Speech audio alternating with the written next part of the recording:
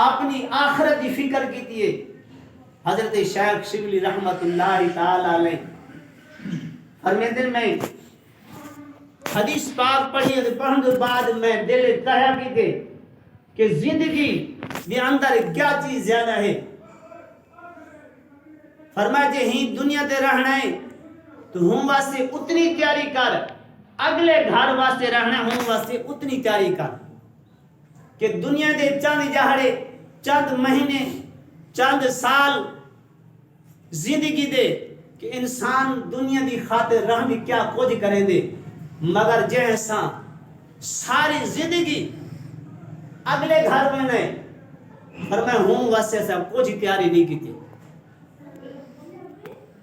بزرگ فرمیندے کہ دنیا دے رہاں واسطے تو اتنی تیاری کر جتنا ہم کو سنبھال سکے، مگر اگلی برزخ عالم برزخ دے اندر، عالم میدان محشر دے اندر وجہ ہوں واسطے اتنی تیاری کر کہ کل بروز قیامت قبر دے کو شرمندگی نہ آنے پڑے.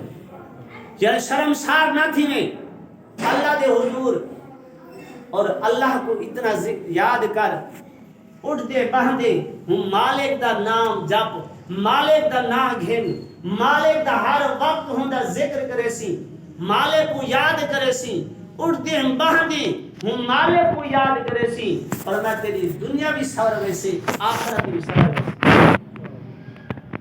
کامیاب وہی شخص ہے جہیں دنیا دے رہتے، دنیا دے وچ رہیں، دنیا کی پرواہ نہ کرے، مگر ہم کو فکر اپنے اگلے گھر دا ہوئے. فرمایا کل بروز قیامت اللہ دے حضور پیش تھیمنا ہے. فرمایا ہوں کو فکر دنیا دے وچ رہ کے دنیا دی فکر نہ ہوئے، ہوں کو فکر اگلے گھر دی ہوئے.